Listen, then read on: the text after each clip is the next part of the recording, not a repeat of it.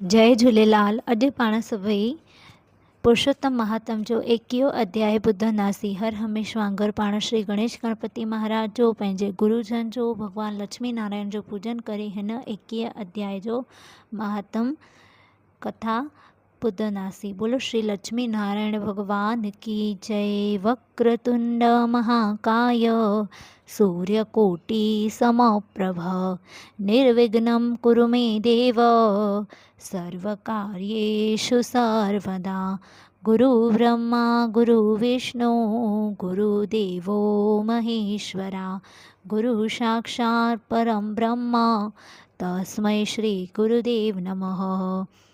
बोलो श्री लक्ष्मी नारायण भगवान की जय। बोलो श्री पुरुषोत्तम महात्म की जय। अध्याय 21।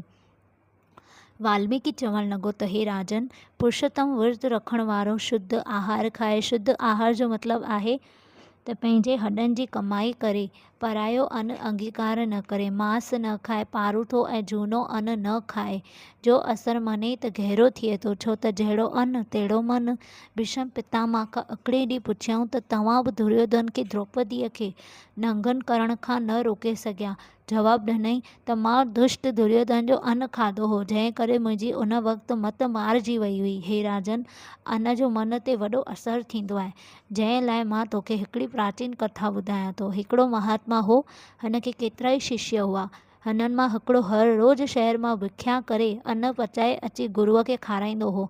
अन गुरुअ जी शिष्य खे मनाई थियल हुई त कॾहिं बि शुद्धर वटां भिख्या करे मूंखे अन्न न खाराईंदो कजि। हिकिड़े ॾींहुं बरसाति अची ॾाढी पई। इहो शिष्य हिकिड़े चमार खां भिख्या वठी अन्न पचाए अची गुरुअ खे खाराई। कुदरत सां इहो ॾिसी महात्मा जो चित्त में भॼन लॻो ई कोन। तंहिं ते हिन शिष्य खां पुछईं त अॼु कहिड़ो सबबु आहे जो मुंहिंजो मनु भॼन में लॻे ई नथो? ॿुधाए, अॼु कंहिं वटां भिख्या पिनी आयो आहीं? शिष्य जवाबु ॾिनो त साईं, अॼु बरसाति पए थी त इन करे मां चमार खां भिख्या वठी आयो आहियां। अन्न पचाए तव्हांखे खारायो अथमि। इहो ॿुधी महात्मा शिष्य खे शराबु ॾिनो त मूंखे चमार जो घर जो अन्न खारायो आहे, इन करे तूं ॿिए जनम में ख़ुदि चमार थींदे। मतिलबु त अशुद्ध तरह कमायल धन मां खाधे खाइण करे वॾनि वॾनि महात्माउनि जो बि चित्त बिगड़ी पवे थो। तंहिं करे वाल्मीकि ऋषि बि राजा खे चवणु लॻो त हे राजन, जेतिरो थी सघे ओतिरो शुद्ध खाधो वरताइणु घुरिजे। ॿियो, हे राजा, विर्त साधारण वारो हिकु वक़्तु सिजु लहण खां अॻु खाई बसि करे, बकरीअ खे ऐं मेंह जो खीरु न पीए, खाधे खाइण खां अॻु पहिरियां ई कुझु ईश्वर खे अर्पण करे पोइ पाण खाए ऐं राति जो पट ते सुम्हे। पराए धन, पराई स्त्री ऐं निंदा खां पासो करे, क्रोध न करे, सभ सां मिठा वचन ॿोले, अहंकार न करे त मोही ई विर्त साधियो आहे। विर्त जो फल ईश्वर अर्पण करे, मन, वाणी ऐं शरीर सां कंहिंखे न दुखाए। मन करे अंदर में को बि बुरो ख़्यालु न करे, वाणीअ सां कोड़ो फिको या ॾाढियो न ॻाल्हाए, शरीर सां कंहिंखे न मारे। इहो आहे मन, वाणी ऐं शरीर जो तप। रजसला स्त्रीअ हर का स्त्री महीने में 3 ॾींहं पंहिंजे धर्म में ईंदी आहे। जे 3 ॾींहं हीअ शिकल बि न ॾिसे, एकादशी जो विर्त रखे, श्रीमद भगवत गीता जो प्रेम सां पाठ करे, पुरुषोत्तम भगवान जो पुॼारी जंहिं जगत ते रहे थो उते जिन भूत वासो नथो करे।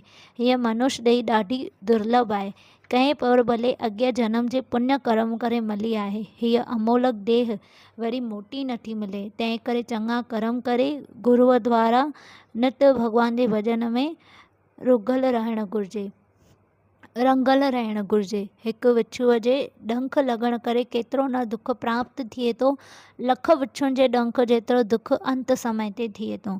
अन वक़्तु हीअ जीअं हाय हाय करे पुकारे थो, पर जो जीव वैसाख रखी पुरुषोत्तम विर्त जी पालना करे थो, उहा निसंदेह गोलोक खे प्राप्त करे थो। हिते श्री पुरुषोत्तम महात्म जो 21 अध्याय समाप्त थियो। बोलो श्री भगवान लक्ष्मी नारायण की जय।